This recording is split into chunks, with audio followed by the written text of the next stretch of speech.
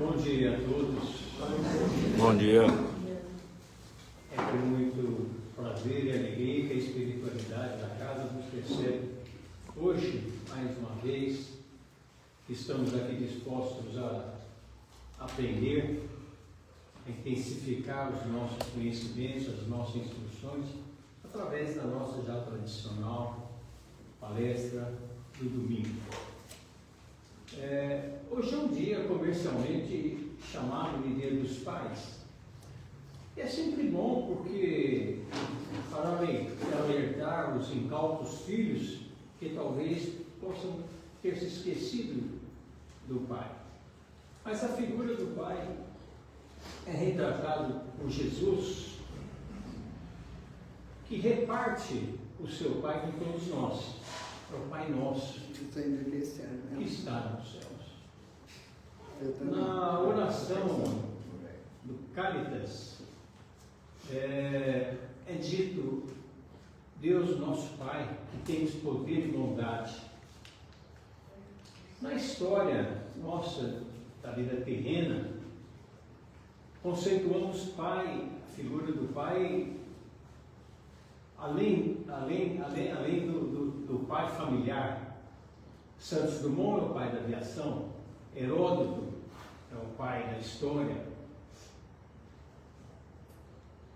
Tales de Mileto, o pai da eletricidade, e Nikola Tesla, o pai da eletricidade moderna.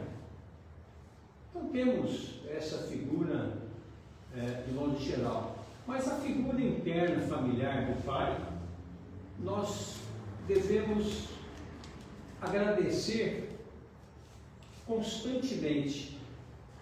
Inicialmente porque o pai, vamos estender o pai e a mãe, os pais de modo geral, né? Todos eles foram aqueles que nos possibilitaram a encarnação. Nós fomos escolhidos entre bilhões de espíritos que pediam, solicitaram, às vezes suplicaram a necessidade de encarnar, a oportunidade de encarnar, e nós fomos escolhidos. Mas a nossa gratidão vai além disso também, porque no reino animal, todo ser que nasce necessita de cuidados. Elefante durante 2 anos, a maioria das espécies de macaco durante 1 ano, e nós, homens, durante muito tempo. Então alguém cuidou de todos nós quando nascemos, durante a infância, durante a puberdade, a adolescência, talvez na vida adulta também, até que conseguimos declarar a nossa independência dos pais. Mas a figura do pai é sempre, e dos pais de modo geral, o pai e a mãe, é sempre de modo geral, aqueles, e inclui nisso também aqueles que foram responsáveis pelo nosso crescimento, pelo nosso desenvolvimento. Hoje trazemos Roberto Cassiari, de Catanduva, passador, por favor, para trazer a nossa instrução do domingo, e com certeza nos abrilhantará a nossa casa. Fique à vontade. Eu te notar. Nosso bom dia a todos. Bom dia. Frio e tudo, não é verdade? Hoje, quando eu acordei de manhã, falei: os espíritas não são certos mesmo, né? Não é verdade? Não pode, né? Não é verdade? Acordei 6 e pouco, aquele frio que Deus mandava. Vamos para Rio Preto fazer palestra, né? Agora tem que voltar correndo porque os filhos estão esperando lá para o almoço. Mas, sem dúvida nenhuma, as colocações que nos antecederam são muito importantes, porque graças a Deus, né, que nós temos os pais, né? Jesus, dentro daquilo que foi colocado, também falava assim, né? Eu e o Pai somos um só. Eu e o Pai somos um só. E como mais adiante ele falou, vós podeis fazer o que eu faço e até muito mais, então nós podemos concluir dentro dessa analogia que nós e o Pai também somos um só. Jesus e o Pai é um só, e nós e o Pai somos um só. Isso é muito interessante para os nossos corações, porque já pensou nós estarmos inseridos dentro do Pai Celestial, o Pai que nos criou através de um gesto supremo de amor. Então, a todos os pais, o nosso carinho, o nosso afeto, o nosso reconhecimento e gratidão. E também as mães que se fazem pais, né? Quantas, muitas vezes, não criam os filhos com o pai ausente por este, por aquele motivo. Então, a elas também o nosso reconhecimento. Na minha casa, com nossa criação, meu pai era um bonzinho, sabe? Meu pai estava tudo muito bom, aquele italianão grande, quase 2 metros, a mão dele parecia uma raquete, mas ele nunca, graças a Deus, nunca nos acertou. Né? Mas a minha mãe, 1,5 metros, nossa senhora, nós tínhamos medo de quem? A minha mãe, não. Dona Orsina, quando erguia a sobrancelha, o máximo que você podia fazer era correr. Não é? Correr porque ela te acertava mesmo, né? E a gente foi criado dentro desse preceito de muito carinho, muito amor. Eu lembro quando as minhas irmãs colocavam uma saia 2 dedos para cima do joelho, 2 dedos, naquela época, 2 dedos para cima do joelho, e minha mãe marcava em cima. Então elas iam sair, minha mãe ia lá, o meu pai fala que a saia da nenê está curta, porque meu pai chamava as 2 meninas, as 2 irmãs minhas de nenê. E meu pai lendo no jornal, não sabia nem que planeta ele estava, né? Mas ela vinha e falava para ele. Aí ele, a hora que ela ia passar, ele abaixava um pouco o jornal e falava, nenê, sua saia está curta. Aí a primeira falava, mas não sou eu, é a outra, porque a saia dela estava no tornozelo, né? Então ele ficava um pouquinho fora da realidade. Aí era só risada, né? Porque a gente já tinha percebido que minha mãe tinha alertado ele para fazer a reprimenda. Então, lembrar de pai é sempre muito gostoso, né? Tem tantas situações pitorescas, né? E nós lemos uma frase ontem sobre os pais que dizia assim, a maior alegria dos pais é os filhos virem no dia dos pais, não só, lógico, mas virem no dia dos pais, almoçar, ficar com o pai, né?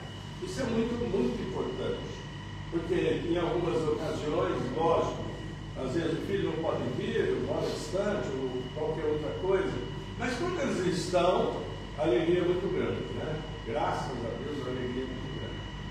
Mas hoje nós vamos falar de um tema que, sem dúvida nenhuma, é conhecido de todos, né? Todo mundo já refletiu sobre isso.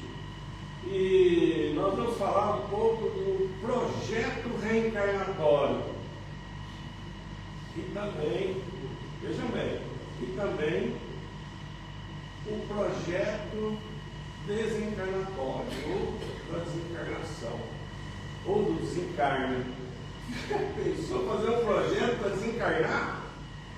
Nós vamos ver o encarne, o reencarne e o desencarne. Fala um pouquinho sobre isso. Vamos lá passar um videozinho de 10 segundos, que é feito pela inteligência artificial, mas é muito legal. Eu gostei demais.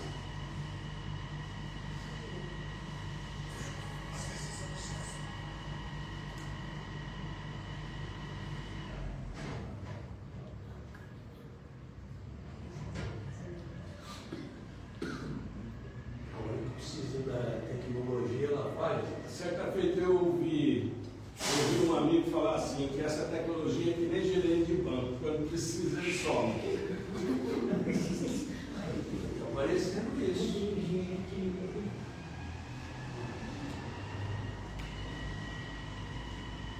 Ele está aí. Tá.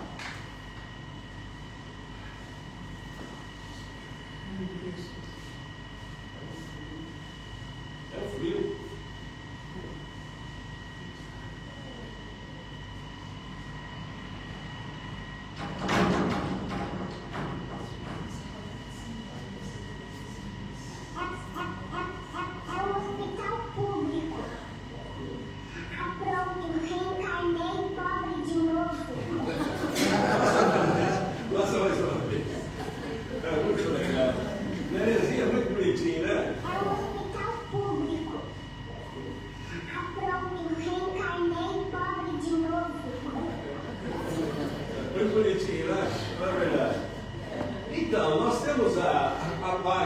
Instagram, chamada @doutrina espírita, todo junto tem a foto do Chico em preto e branco. E eu posso dizer para vocês que essa página tem sido um laboratório diante dos comentários que surgem tão logo nós façamos alguma postagem. E dá para a gente ver mais ou menos, né, entre aspas, como está o movimento espírita e as respectivas opiniões dos espíritas, dos simpatizantes e etc. E eu posso também dizer para vocês que é muitas vezes esclarecedor. Nós já fizemos, por exemplo, postagem versando, lógico, contra o aborto, e por incrível que possa parecer, os comentários em relação ao aborto foram esclarecedores, porque a grande maioria é a favor, né? Os espíritos, hein? Pelo menos lá. E nós podemos dizer que nós temos uma amostragem muito boa, porque nós temos 872 mil seguidores. Nós estamos caminhando para 1 milhão. Então vejamos, os comentários em relação ao aborto, esclarecedor. Nós já fizemos algumas postagens também sobre pena de morte. Espiritismo versando sobre a pena de morte, ser contra por tantos motivos. A grande maioria é a favor da pena de morte. Espíritas. E nós já fizemos postagem também sobre guerras. E também a grande maioria é a favor da guerra. A favor de dizimar, seja Israel, seja o Hamas, seja a Palestina, seja o que seja, dizimar. Isso é um reflexo daquilo que nós estamos vivendo dentro da atual reencarnação. Claro, graças a Deus que tem aquelas vozes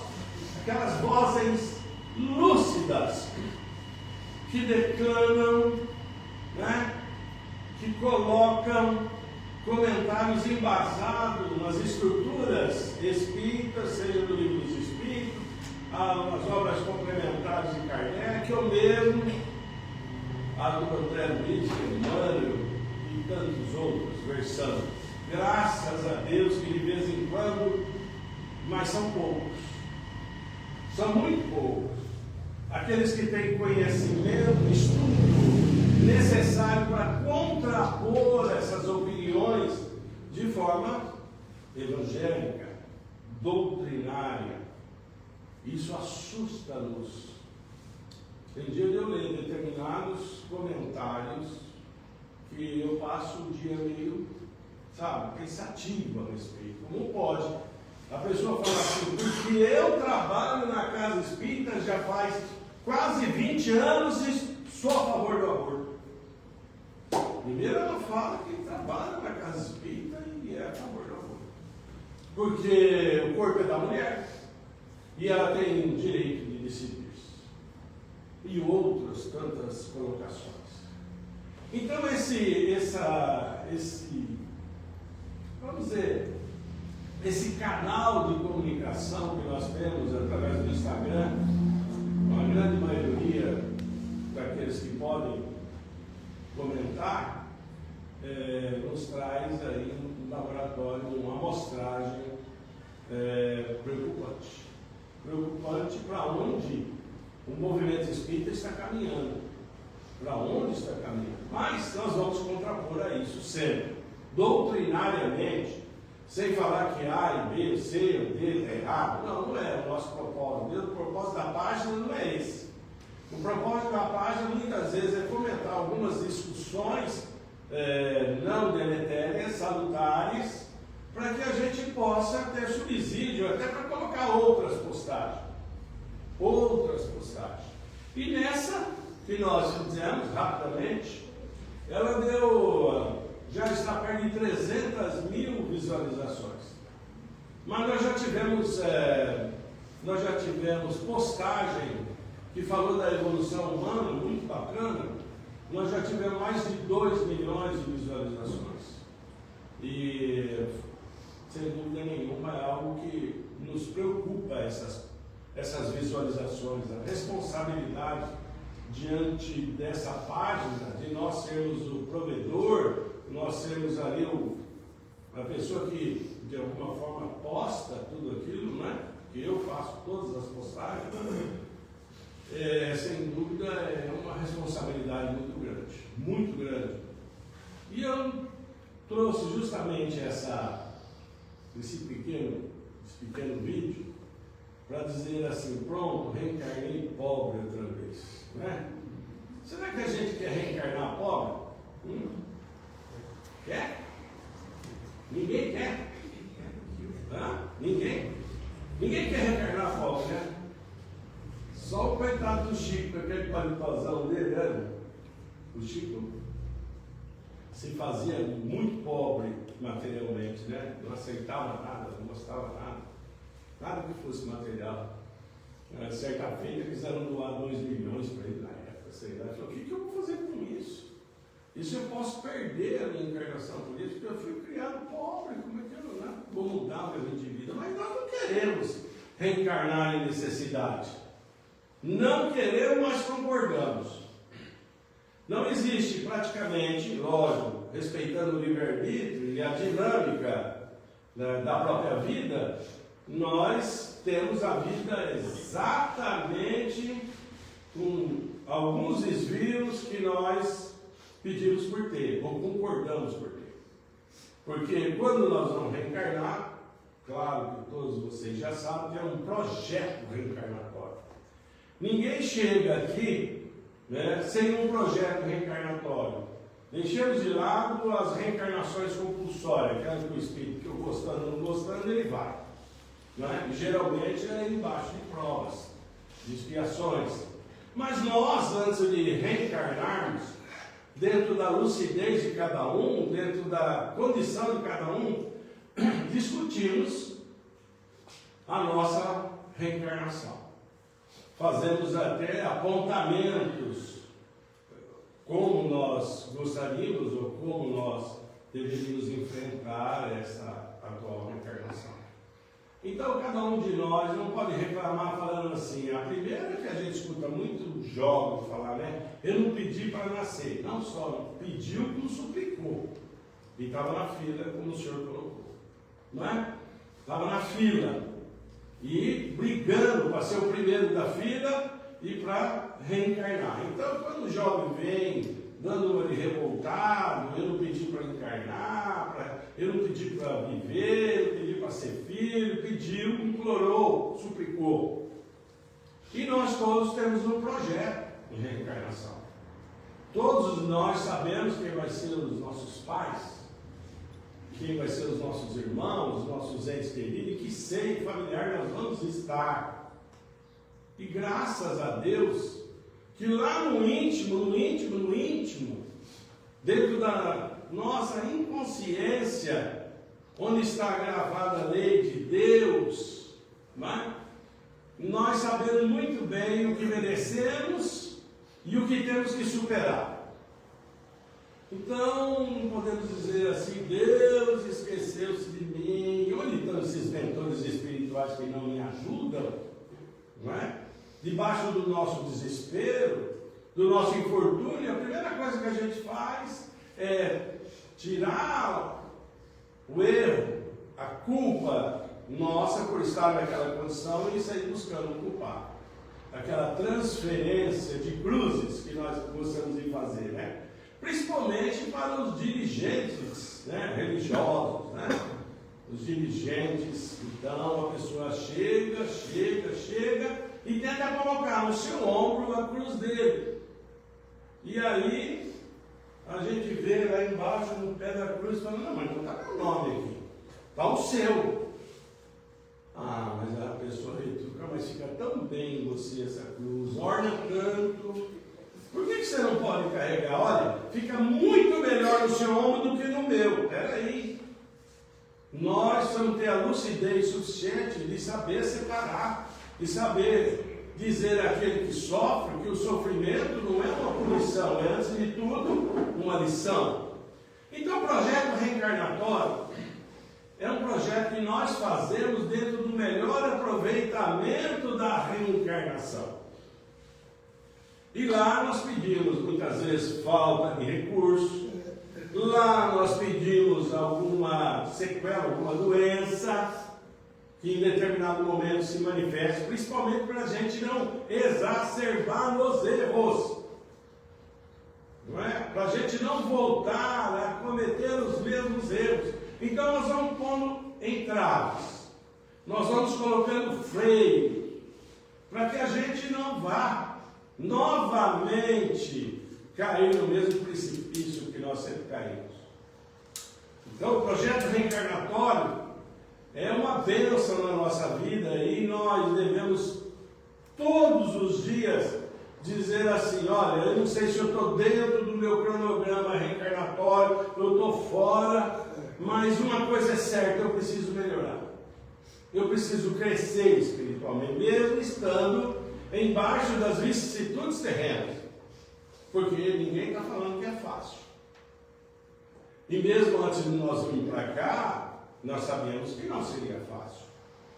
Nós sabemos que enfrentar a matéria, vestir carne, como nós estamos vestindo, não é fácil. Convivermos com espíritos medianos como o nosso, dentro de um planeta de expiação e prova, onde o mal predomina, não é fácil. Ninguém está falando que é fácil. Tanto é que o grande Emmanuel tem uma mensagem que eu acho assim, eu me lembro dela, muito significativa, que ele diz assim, que ele tem um apreço muito grande pelos espíritas e pelos religiosos de ordem geral, porque depois de um dia estafante, depois de tanta luta, tanto sofrimento, tanta tristeza, ainda vão alquebrados, cansados, à casa espírita e tentam colaborar da melhor forma possível. E ele faz uma comparação, a meu ver, quem sou eu, mas a meu ver um tanto quanto arriscada.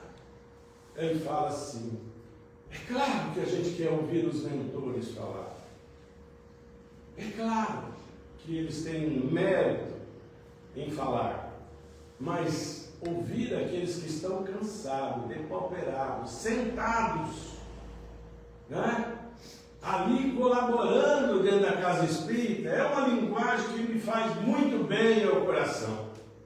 Olha, ele compara-nos com os mentores, ainda dando ênfase a nós. Então, tem dia que é difícil a gente sequer ir à casa espírita. É difícil a gente muitas vezes compreender, aceitar o estudo ou aquilo que está sendo colocado nas palestras. É um estado de desânimo tão grande. Existe um envoltório, vamos dizer assim, fluídico em torno de nós, tão pesado em função das nossas próprias inferioridades, que fica difícil. Por isso que eu fiquei muito contente quando o Nabucco voltou hoje, né? Não é verdade? Não está vindo, né? Não, nós temos que dar o nome aos bois, não é? Não é verdade, Nabucco? Mas quanto tempo que você não vem, você e o teu filho? Faz tempo, não faz? Acabamos de conversar agora. Mas veja, ele foi tocado no coração dele. Né? Isso é muito importante. E que nós, né, e que o Nabucco não falte mais. E que nós também não faltemos. Porque não é fácil.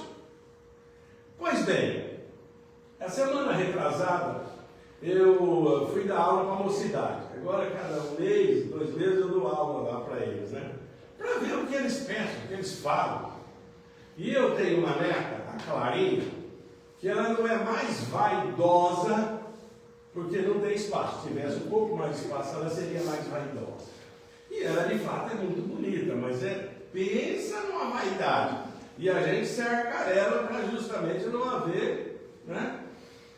E aí, então, eu estava falando, quando a gente vai reencarnar, né? E eles tudo lá, prestando atenção, eu falei, agora é hora de eu acertar a Clarinha, né? Falei assim, sabe o que acontece muitas vezes, vocês que estão aí com 13, 14 anos, quando vocês fazem um projeto reencarnatório, que vocês discutem a reencarnação, vocês pedem, principalmente as meninas, para vir linda. Elas já tudo iluminadas, né? Só que, quando dá 13, 14 anos, elas pedem para ficar feia. A Clarinha ergueu a mão e falou: eu não pedi isso, não. Eu tenho certeza, avô, que eu não pedi isso. Você tem certeza, Clarinha? Tenho certeza, eu quero continuar linda. Linda, Clarinha, linda, lógico. Eu já sou linda, por que eu vou enfeiar? Não é? Deus já construiu eu linda desse jeito, agora eu vou ficar feia? Não quero saber não é? E assim, e alguns comentários surgiram diante desse, pronto, reencarnei pobre. Aí tem os comentários, né, que eles não fazem comentários jocosos, né, diz assim: meu Deus, como é que eu pude concordar com a minha reencarnação? Eu, quando chegar lá, eu vou ver isso direito, porque eu acho que essa aplicação da reencarnação não está muito certa. E aí começam outros comentários, né? Mas, por que desse vídeo curto? Justamente para pensar-se no projeto reencarnatório. Justamente para pensar na reencarnação. Por que acontece isso, aquilo outro? Nós não podemos, de repente, vivermos como se não tivéssemos vida passada e como se não fôssemos ter vida futura. Nós estamos dentro de uma sala de aula, dentro de um curso que é necessário expiação, provação, aprendizado, lei de causa e efeito, plantio e colheita, mas nós já tivemos e teremos. Então, o projeto reencarnatório, eu acho assim, vou colocar no campo particular, uma coisa formidável. E quando acontece comigo determinadas situações que me desagradam, eu falo assim: mas o que você foi escolher? Né? E todos nós pensamos assim: tudo que eu fui escolher, meu Deus do céu. Né? Não, nós escolhemos o melhor, dentro da necessidade que nós tínhamos e dentro da necessidade que nós temos. Ninguém escolheu o pior aqui. Ninguém. Nenhum de nós escolheu o pior. É como eu cito um exemplo, né? Nossa, o Brasil nunca vendeu tanto carro 1.0. Lógico. Se a pessoa tivesse dinheiro, ia comprar Mercedes. Não é? Nós escolhemos o quê? O carro 1.0. Sem muitos atrativos. Né? Nós escolhemos o melhor. Que melhor? Dentro das nossas condições. Então, nós perguntamos: Deus errou? Não. A lei erra? Não. Quem erra? Nós. E nós erramos ao pedir a reencarnação que nós estamos vivendo hoje? De jeito nenhum. De maneira nenhuma. Nós estamos indo muito bem. Mesmo diante, vamos dizer assim, de alguns desvios que nós fazemos normalmente, mas nós estamos indo bem. Graças a Deus e graças à oportunidade do projeto reencarnatório. Então não vamos achar ruim com nada, não. E nem conosco. Porque muitas vezes nós fazemos um quadro depressivo por achar que nós só erramos, que nós não acertamos nada, que a vida não deu certo para nós, que tudo que a gente faz não dá certo, nada vira, nada acontece. Se não acontece, não virou, que era para não acontecer. Era para que não nos levássemos mais uma vez a quedas espetaculares, como nós já vivemos tantas outras situações análogas. Então o projeto reencarnatório nosso está indo muito bem. Vocês podem chegar diante do espelho, olhar aquela beleza refletida no espelho e falar: eu estou indo bem. Eu já fui muito pior. O grande Emmanuel diz que nós não conseguiríamos ter estômago para rever o vídeo, o filme da nossa vida, da nossa penúltima reencarnação. Com certeza nós já matamos, fomos mortos de forma violenta. Hoje nós estamos dentro de uma casa espírita, dentro de um lar que nos abriga, dentro de elos fraternos no nosso projeto reencarnatório. Nós nos sentimos muito bem de estar com determinadas pessoas, companheiros, seja no trabalho, seja nas lides do dia a dia. Não vou falar nem dentro da casa espírita. Então, diante disso, o que nós podemos dizer? O que nós podemos sentir? Graças a Deus nós estamos indo bem. Graças a Deus nós estamos superando pouco a pouco a dificuldade que se nos apresenta. Porque essa dificuldade faz com que nós nos esforcemos e não nos acomodemos. É um estímulo. Quando a dor chega, vamos dizer assim, os desafios, nós falamos a Deus agindo para que a gente não acomode-se, para que a gente vá à luta, para que a gente supere, para que a gente transponha os obstáculos que nós mesmos colocamos à nossa frente. Então esse é um projeto reencarnatório. Agora vamos falar de um assunto bem legal, vamos falar da morte, desencarne.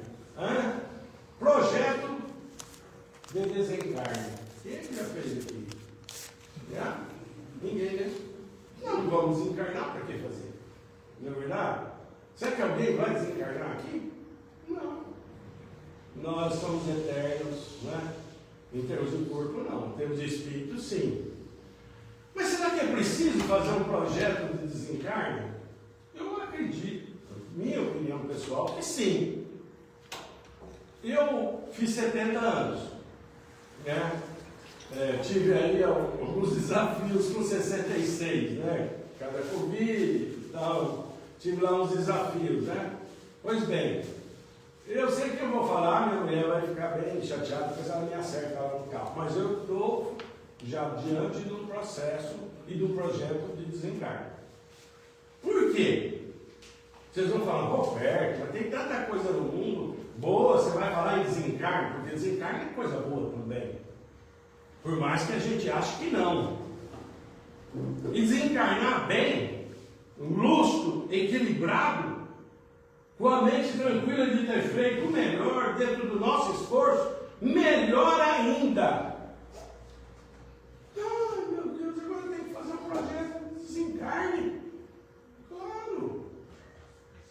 Leon Denis, no seu livro Problema do Cérebro e do Destino da Dor, diz assim: aquele que pensa no desencarne todo dia, ele é uma pessoa que praticamente não vive.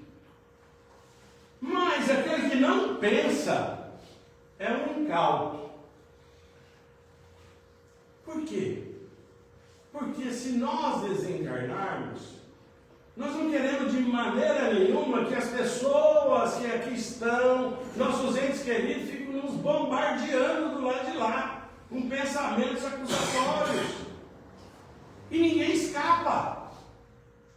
Eu lembro quando a minha mãe, depois que meu pai desencarnou, ela xingava ele. Ah, italiano de uma figa, você me largou aqui no meio desse rolo todo. A gente ria, ela também. Mas ainda ela levava de forma jocosa, hilária, alegre. E aqueles que remoem e bombardeiam nós na espiritualidade, ou ninguém acha que isso acontece. Então o projeto desencarnatório, de desencarne, pode obedecer alguns critérios. Por exemplo, você doar tudo para os filhos, né? Para a esposa, para eles não ficar rezando muito para você morrer, para poder dizer. Não é verdade? Para você morrer. Né? Então você fala assim, eu já doei tudo, não precisa rezar para morrer. Não é? todo mundo já tira o pé do acelerador, não é verdade?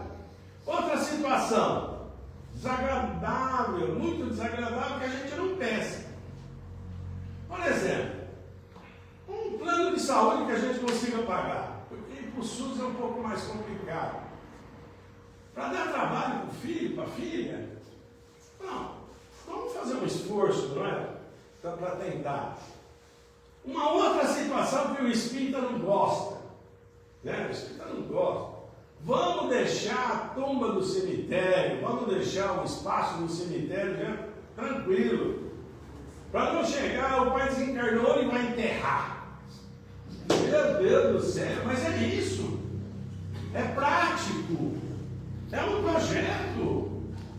Então, já deixa encaminhado isso. O que nós vamos fazendo com isso? Nós vamos apaziguando o nosso desencarne, deixando somente doer a nossa ausência e principalmente deixar os nossos exemplos, não aquilo que nós falamos, mas o nosso comportamento. Então, o projeto do desencarne tem que estar presente na nossa vida. Sabe quem fez um projeto de desencarne fabuloso? São 2, onde eu vi aqui. 3. Mas eu vou falar de um só. O projeto de desencarne de Jesus. Olha isso. Alguém já parou para pensar que Jesus foi preparando Deus e todo mundo para a partida dele, para o desencarne dele? Ele foi preparando. Ele foi deixando os apóstolos bem conscientes que ele não haveria de ficar muito, porque ele foi com 33 anos. Ele foi jovem. E ele foi preparando. E foi chamando os apóstolos a conviver com essa realidade da partida dele. E como que os apóstolos se comportaram diante da partida dele, antecedendo? E falharam. Ninguém se apercebeu, ninguém pôde aquilatar aquilo que Jesus estava falando. Olha, eu estou indo, eu vou rogar o Pai para mandar o Paracleto, mas eu estou indo. Vocês convivam e retirem de mim tudo aquilo que eu posso lhes ofertar, porque eu estou indo. Vocês não estão percebendo? E ele fecha essa questão de uma forma sublime. Quando ele se recolhe para orar, esperando, como ele mesmo dizia, a hora extrema, que ele vai para o Monte das Oliveiras, e os apóstolos que ele tinha convidado para velar com ele, orar com ele, fizeram o quê? Dormiram, adormeceram. E aí, então, depois que ele orou, que ele sentiu todo aquele amargor, todo aquele desafio que ele haveria de passar, porque Jesus suou sangue. Você sabe o que é suar sangue? É quando está no máximo, o corpo humano está no máximo vamos dizer assim, do amargor, do sofrimento. Então os microporos liberam sangue. E ele volta e surpreende os apóstolos adormecidos. Ele diz assim: mas nem na hora extrema vocês conseguiram velar comigo. Ficou bravo com Pedro, porque eles adormeceram. Na realidade, o nosso processo de desencarne, que antecede o desencarne, no nosso caso, é o mesmo. Nós dormimos achando que não vai acontecer. E quando nós chegamos do lado de lá, nós nos assustamos por estar do lado de lá, na verdadeira pátria, de onde nós viemos, para onde nós vamos voltar. A gente assusta. Não só assusta, mas entra num base de desespero perguntando como é que vai ficar secando, Bertrano, acabou. As pedras do xadrez já se movimentaram. É claro que a gente vai sentir saudade. Ninguém vai esquecer de ninguém. Mas dentro do processo de equilíbrio. Não aquele que muitas vezes a pessoa não quer abrir mão das suas propriedades, quer ficar vinculado à escritura, a cofre, a casa, a joia, a recursos. Ficam lá. Não consegue tirar, não tem sintonia para ouvir os benfeitores espirituais. Olha, você já está no plano espiritual, você já desencarnou. Que dizem as sessões espíritas, que nós, bem sabemos, são doutrinados, né? Se manifestam através do médium, são doutrinados pelos doutrinadores. E quando você fala com o espírito, olha, você desencarnou, você não faz mais parte do mundo material, ele fica bravo. Por quê? Porque nós estamos aquilo que Joana de Anjos fala, nós estamos na consciência do sono. Nós ainda não nos despertamos para a realidade das nossas existências e a realidade espiritual. Então o projeto desencarnatório nosso, ele tem que ser muito bem feito para a gente chegar em equilíbrio do lado de lá. Em equilíbrio.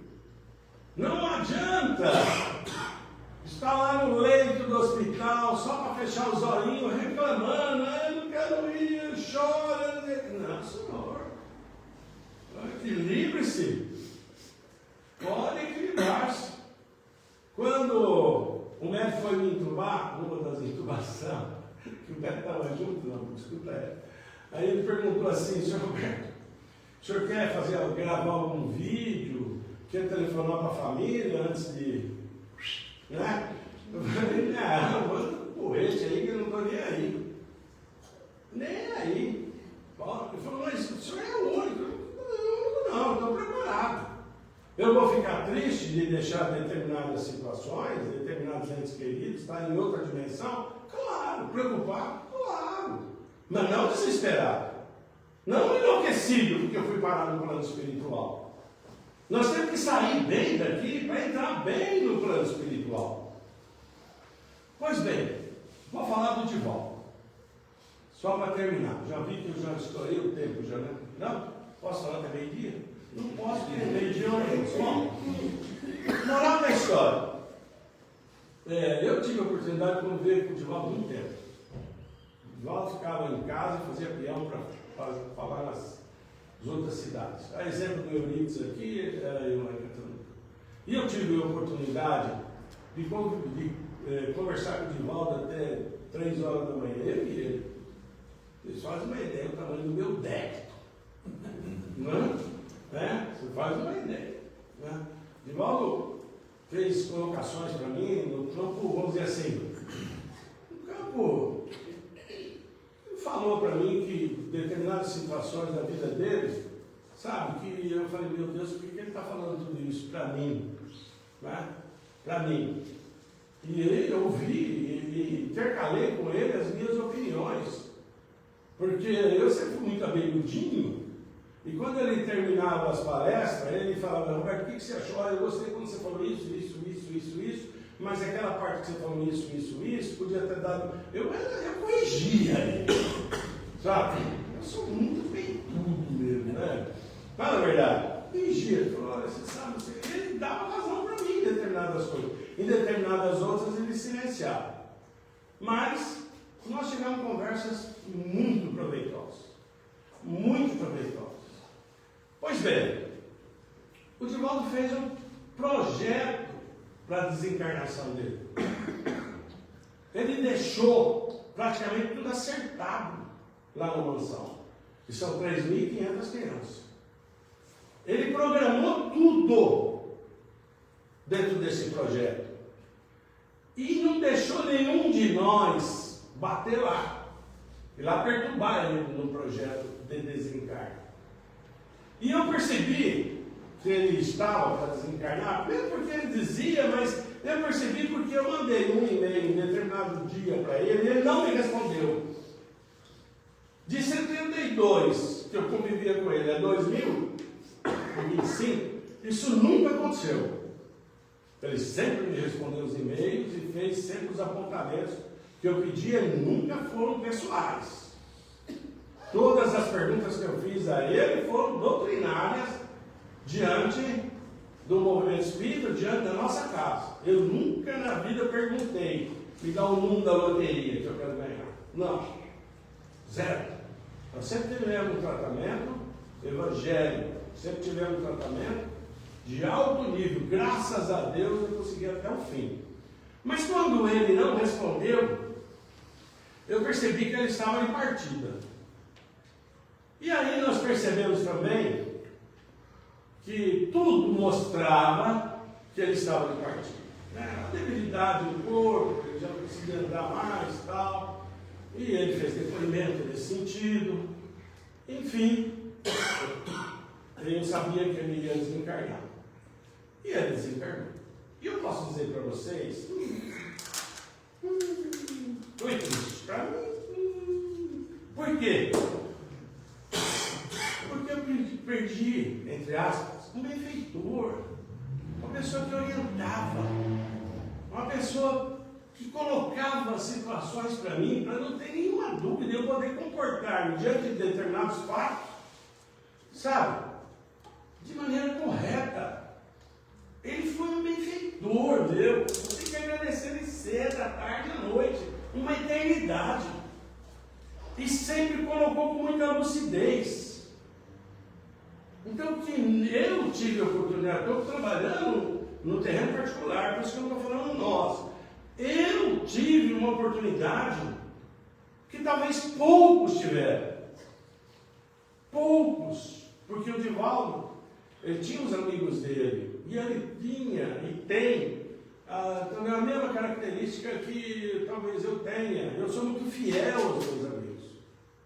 E sempre foi muito fiel a mim, o Divaldo. Tanto quanto eu fui muito fiel a ele. Tanto é que a nossa escola tem o nome dele. Eu sempre fui muito fiel. E aí eu percebi que ele ia desencarnar como ele desencarnou. Caixão fechado, nada de visita, nada de escândalo, nada de choro, nada de nada. Desencarnou. Tranquilo. Aquela semana, eu fiquei muito triste. Muito triste. A minha filha, Angélica, né, que é ligada, é muito ligada a ele, porque ele viu tudo meu filho pequenininho nascer. Ela ficou arrasada, Angélica era arrasada. Você tem uma ideia, eu tinha 14 anos, eu sabia que ia ter uma filha que ia chamar Angélica, veio ela, chama Angélica, ela nasceu no dia da Joana de Anjos. Você vê o tamanho da ligação. Pois bem, ela também ficou arrasada. Aí, eu estava lá no Netflix, achei um filme lá, chamado assim, Os Fantasmas se Divertem 2. Eu já estou terminando, hein? Vou contar o filme inteiro só. Bom, Os Fantasmas se Divertem 2. Falei, eu vou assistir esse negócio para ver se me alegra. Eu estava triste mesmo, fiquei muito triste, muito acabado. Ninguém quer, a verdade é essa. Ninguém quer, ninguém tem fortalecimento para isso.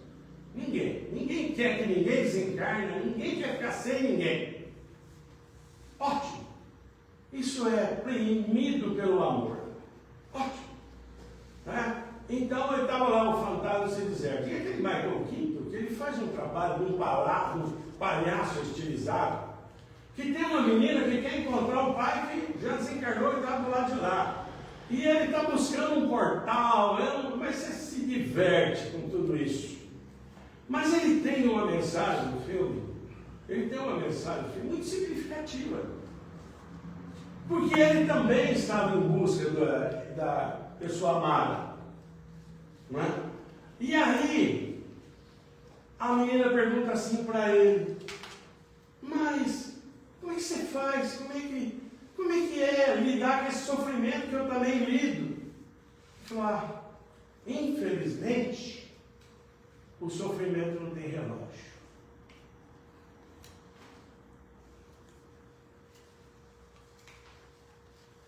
Ninguém pode falar, não vou sofrer amanhã. Vai.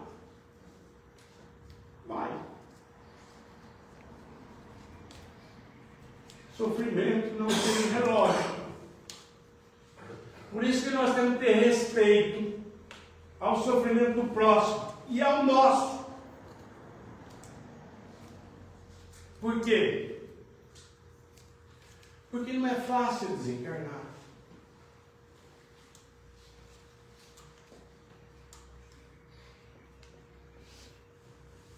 Não é. Por isso, como alguém desencarnar, faz que nem o Chico. O Chico nos deu uma lição espetacular.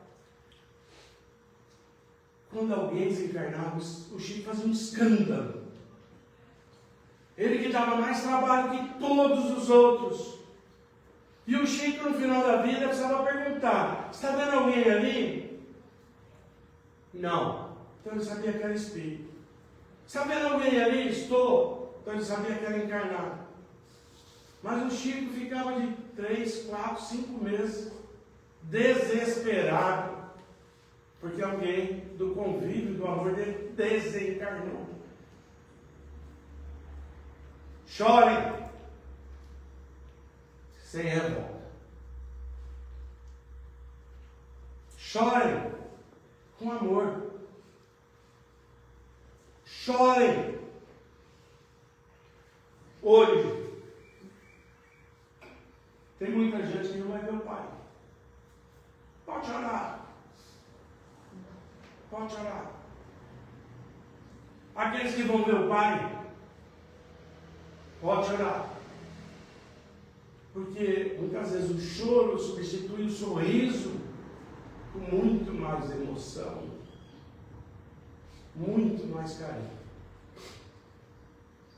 Eu estou falando isso para vocês porque é a primeira vez que eu toco no assunto do desencarne de volta. E sem dúvida nenhuma, aquilo me abalou demais. Ele não me respondeu no último e-mail, acabou comigo. Porque eu sabia que ali era o marco da nossa atual separação. Tá bom? Eu quero que eu fale mais uma meia hora e chore mais uns 20 minutos. Tá bom assim? Então, que Jesus nos abençoe, nos ilumine, que a gente pense muito nos nossos projetos reencarnatórios, mas principalmente nos desencarnatórios. Porque, olha, a desencarnação está muito mais para nós. Nós projetarmos. Nós fazermos o plano. A reencarnação, os mentores nos ajudaram. Mas no desencarne depende muito mais de nós e daquilo que nós podemos fazer de melhor. Tá bom? Muita paz a todos. Obrigado. André, Oi. não se preocupe em chorar, não. Aqui é uma casa de chorões. Não é o primeiro, mas esse não será o último. Graças a Deus. Quando a morte vier, ela me encontre vivo, social, mental e espiritualmente. Isso é uma coisa que nós podemos fazer. Isso está incluído no planejamento. Não precisamos fazer grandes projetos, porque também nós não temos condições, talvez evolutivas, para tanta grandeza de programação. Mas é o mínimo. É o mínimo. E nos encontre vivos socialmente, mentalmente E se possível, espiritualmente. isso aí. Obrigado. Que Deus nos abençoe, Deus agradecemos a sua presença, nos abrilhantou o nosso dia. Sorteio. Vamos sortear. Os dois. O Evangelho e tem o. Tá, o Evangelho. Quanto foi? É o 36. Roberto, por favor, do 1 ao 33. 36. 76. 33.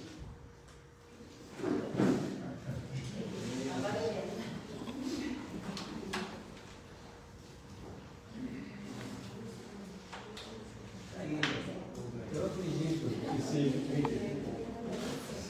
Alguém está precisando do Evangelho, quem seja a primeira vez que está na casa? Amigos, Deixa aí, quem quiser pode pegar, fica à vontade. e também esse livro, Iniciação na Doutrina Espírita, também está à disposição. Os seus recados. Nós temos todas as tortas, lasanhas, o estudo de quarta-feira. Quarta-feira falhou, você viu? É a internet, precisamos da internet, às vezes ela falha.